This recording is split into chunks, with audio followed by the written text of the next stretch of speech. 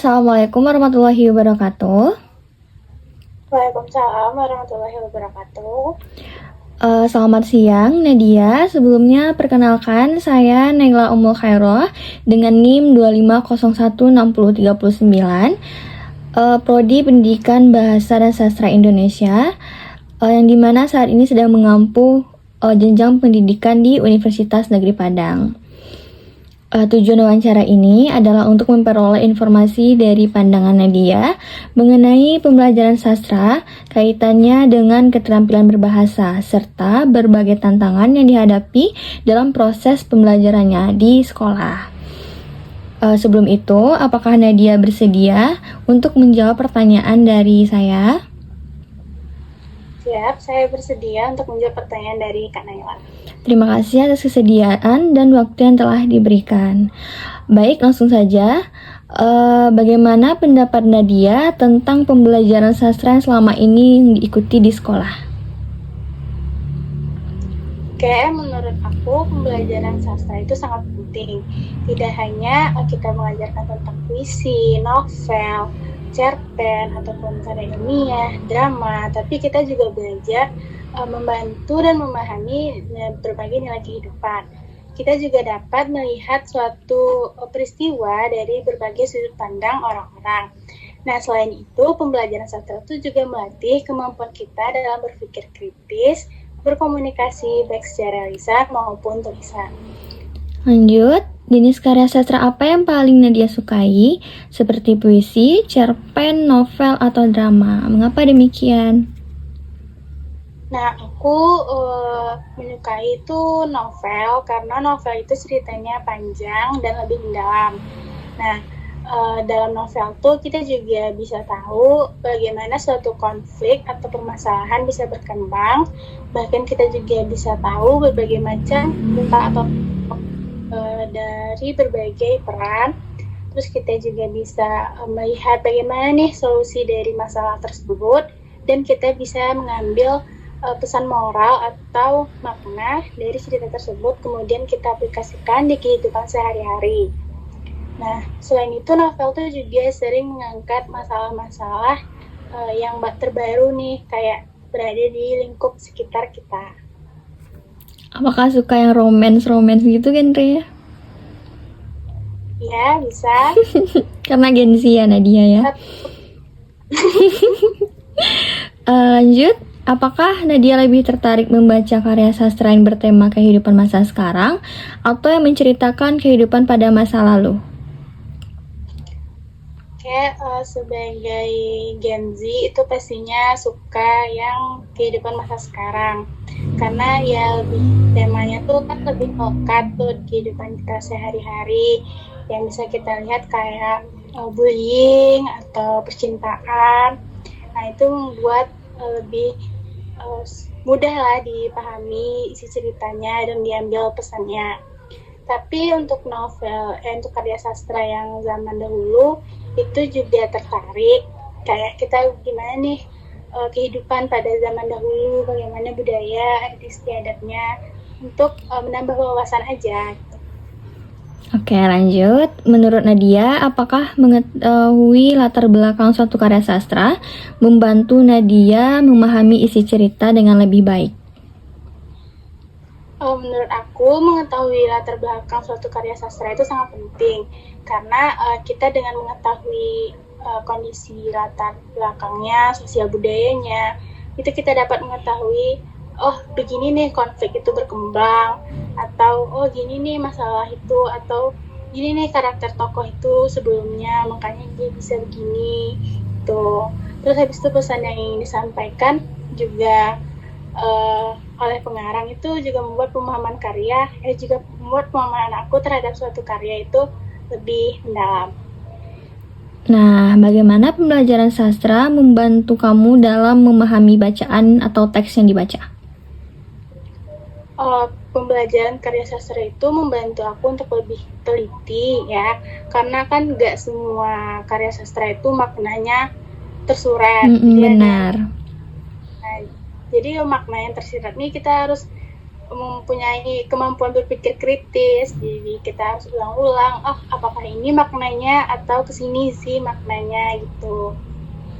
Oke, lanjut. Apakah pembelajaran sastra membantu Nadia dalam menulis cerita, puisi, atau mengungkapkan pendapat Nadia sendiri?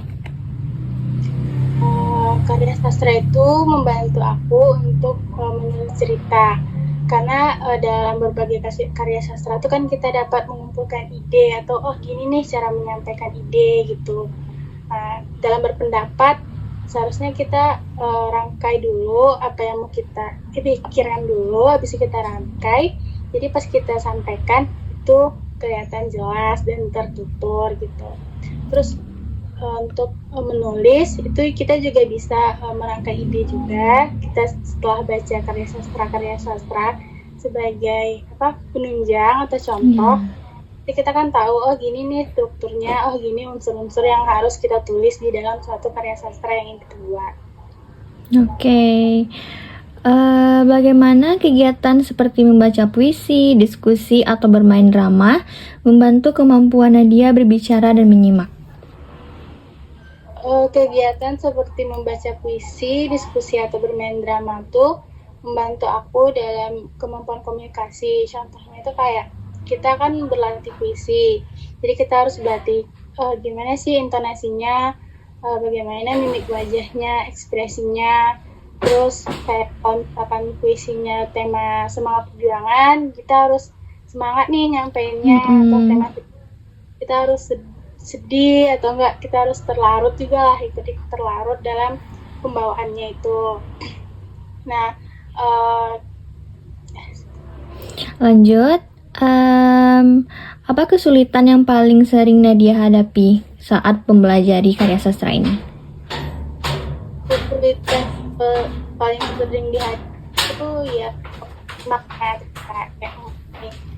itu kan dalam suatu bacaan mungkin itu nggak tersirat. Oh iya benar. Nah, jadi kita harus baca ulang gitu. Jadi kadang ada beberapa karya sastra itu yang kayak pakai kiasan ya, atau majas untuk maknanya gitu Kak.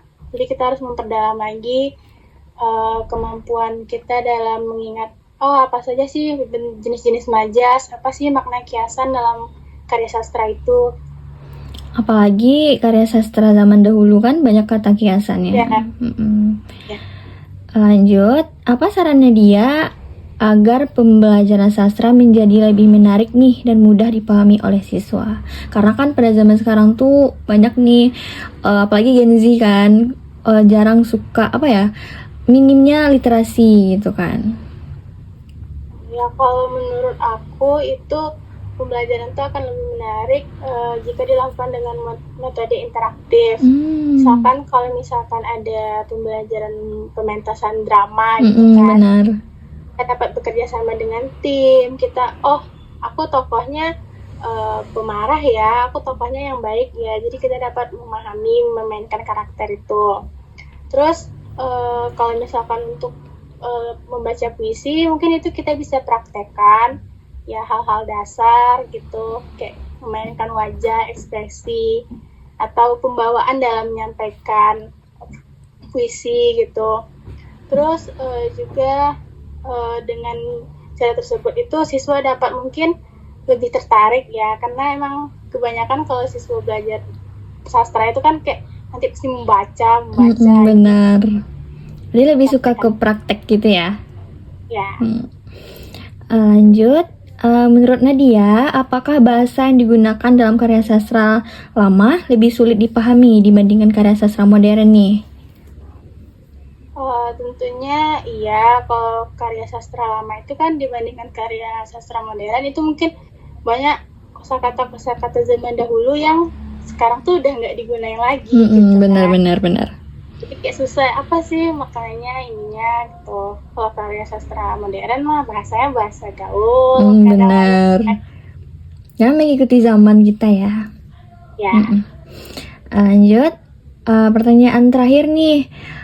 Apakah mempelajari perkembangan karya sastra dari waktu ke waktu membuat Nadia lebih memahami budaya dan kehidupan masyarakat pada masa tertentu? Menurut menurut aku itu mempelajari perkembangan karya sastra itu pada masa-masa tertentu itu seringkali menggambarkan kondisi sosial atau penggambaran nilai-nilai budaya serta cara berpikir masyarakat pada zaman-zaman tertentu kan. Nah, dengan dari berbagai karya sastra di berbagai periode itu dapat melihat pada zaman dahulu tuh gini nih budayanya. Nah, pada karya sastra zaman sekarang kira-kira masih begini nggak ya? Atau ada yang berubah sesuai perkembangan zaman? Atau Dah. Jadi menurut Nadia menarik nggak pembelajaran sastra di sekolah? menarik sekali.